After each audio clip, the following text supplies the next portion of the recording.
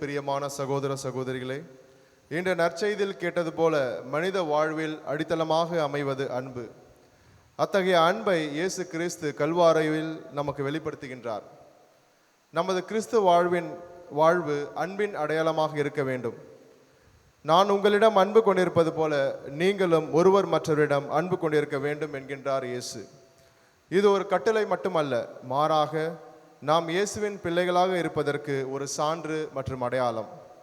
மற்றவர்கள் நம்மை பார்த்து இவர்கள் இயேசுவின் பிள்ளைகள், இவர்கள் இயேசுவை பின்பற்றுகிறார்கள் என்று அடையாளம் காண்பது நாம் ஒருவர் மீது வைக்கும் அன்பின் மூலமாகத்தான்.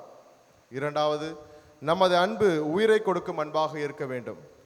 தம் நண்பர்களுக்காக உயிரை கொடுப்பதை விட சிறந்த அன்பு யாரிடம் இல்லை என்கின்றார் இயேசு. இத்தகைய அன்பை நடைமுறையில் வாழ்ந்து காட்டியவர் இயேசு ஆண்டவர். நமது அன்பு ஒரு தன்னலமற்ற அன்பாக இருக்க வேண்டும். எதையும் எதிர்பார்ப்பு இல்லாமல் அன்பு இருக்க வேண்டும். பிறரின் தேவைகளை நாம் நன்கு உணர்ந்து அதை பற்றி அவருக்கு உதவ வேண்டும். எந்த ஒரு அன்பில் எதிர்பார்ப்பு இல்லையோ அந்த அன்பில் இறைவனின் அருளையும் ஆசிரும் நமக்கு நிறைவாக கிடைக்கும்.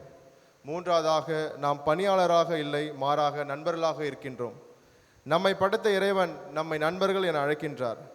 பணியாளர்களுக்கு எஜமானின் ரகசியம் எதுவும் தெரியாது, ஆனால் நண்பர்களுக்கு இடையே எல்லாவற்றையும் பகிர்ந்து கொள்ளப்படும். இயேசு தம் தந்தையிடமிருந்து கேட்டவை அனைத்தையும் நமக்கு அறிவித்துள்ளார். இதுவே ஒரு மிக அன்பின் வெளிப்பாடமாகும். நான்காவது, நாம் தேர்ந்து கொள்ளப்பட்டவர்கள். நீங்கள் என்னை தேர்ந்து கொள்ளவில்லை, நான் தான் உங்களை தேர்ந்து கொண்டேன் என்கின்றார். இந்த அன்பின் உறவில் முதல் நகர்வை எடுத்தவர் இயேசு.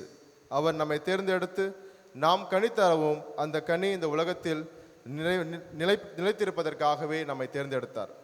இயேசுவின் அன்புக்குரிய சகோதர சகோதரிகளே, நமது கிறிஸ்துவ வாழ்வில் அடித்தளமாக இருப்பது நமது அன்பு. அதை பிறருக்கு நாம் எந்த ஒரு எதிர்பார்ப்பு இல்லாமல் காட்ட வேண்டும். நமது அன்பானது பிறருக்கு உயிரை கொடுக்க துணியும் அன்பாக இருக்க வேண்டும். இயேசுவின் நண்பர்களாக இருக்கும் நாம் எவ்வாறு அவர் நம்ம நண்பர்களாக என்று கருதுகின்றார்களோ, நாமும் பிறரை எந்த ஒரு ஏற்றத்தாழ்வும் இல்லாமல் நண்பர்களாக இருக்க வேண்டும். மூன்றாவதாக, நாம் தேர்ந்தெடுக்கப்பட்டவர்கள், நாம் மிகுந்த கனித்தர தேர்ந்தெடுக்கப்பட்டவர்கள் என்பதை நமது வாழ்வில் உணர்ந்து இறைவனின் ஆசீர் பெற்று இந்த தெய்வீக திருப்பலியில் பங்கு பெறுவோம். ஆமேன்.